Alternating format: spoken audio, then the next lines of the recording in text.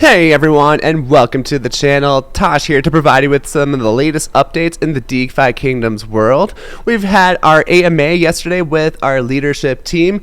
It was really exciting. We got to hear from Hubert Cumberdale, which is one of the new developers on the team. Love the salad fingers reference. I'm a big fan. It was great to hear from him, and he had a lot of awesome details to share with us, and I'm here to relay some of those over to you. Also just want to hit on some cool things that are happening around the community and on the Discord channel, so stay tuned so you're up to date on the latest and greatest here. I will also be doing another giveaway some point this week, so stay tuned and make sure you are subscribed below so you get those updates as soon as they come out, and don't miss your opportunity for that giveaway. Last thing before we get started is that nothing in this video should be taken as financial advice, and I am not a financial advisor. Make sure that you risk only what you can afford to lose and never FOMO too hard. Let's go ahead and first take a look at a new price update for the Gen 0 heroes. So there was a community vote, so there was a vote since the price of Jewel has been changing pretty significantly since the first announcement was made. They put up to a community vote what should happen to the price of the Gen 0 heroes. So it was kind of interesting, and there's a little bit of FUD that happened in the Discord, or maybe not FUD, but actual concerns here. At the start of this vote, all the whales kind of put their votes towards this 2,000 flat. That would be the highest price, and that would be a significant increase from where it actually was at. But the community did speak out with their votes, and it looks like the option that's going to be settled on is going to be 1,000, and then it's going to increase by 0.5 for every hero sold. So I think that it makes it so the last hero, it costs 2,000 maximum. So I think this is a very fair price. I'm glad that it is changed. When we were looking at the other distribution where it was starting at 750 and going up by 1.25 every time, the cost of the last hero was over 3,000, so it was pretty ridiculous. One thing to note is that with this option in the sale, the total amount of jewels that will be accrued from the sale will only be 3 million, which will be down from 4 million. The devs did note that this would be fine for the sale amounts, not a big deal there. But what this does affect is the amount of jewel that will be circulating and being put into the quest fund. So that was one of the big purposes of this sale. So 30% of the funds will be thrown right into the quest fund for this game. So that means that we might see the rewards slightly tapered off from what they would have been with a 4 million sale, but I don't think it's going to be that big of a deal.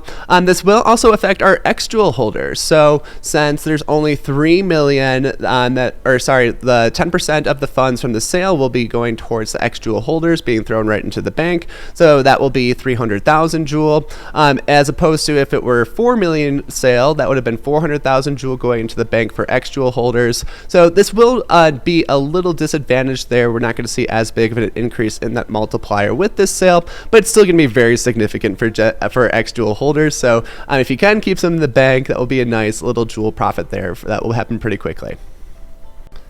If you've taken a close look at the map recently, you may have noticed that there's now a professions wing. Super exciting. So we've got 4 different professions here.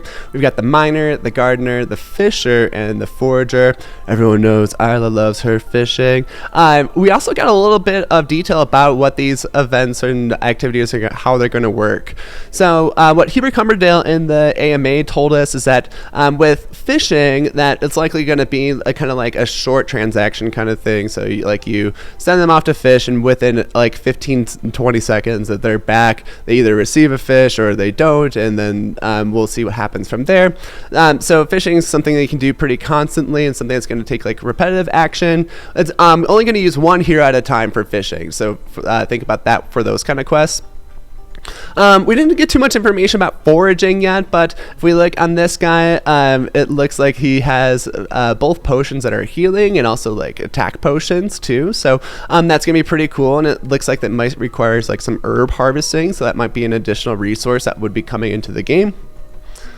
We know our gardener, so there's going to be mixing with like the jewel and with the liquidity pools, so we'll get more details on how that's going.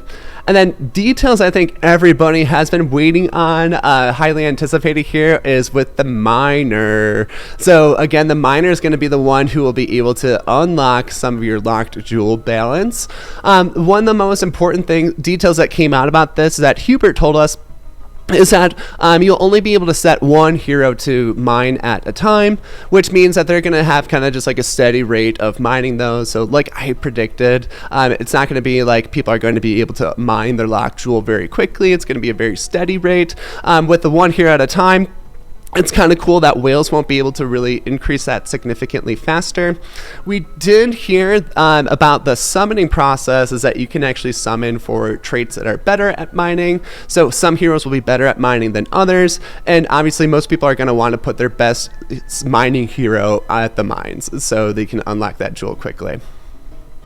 Also, a few days ago, there was a not-so-secret snapshot taken, which was really cool that they're rewarding holders of X Jewels at all levels here. So let's take a look, and these items are going to be airdropped to us when they get released.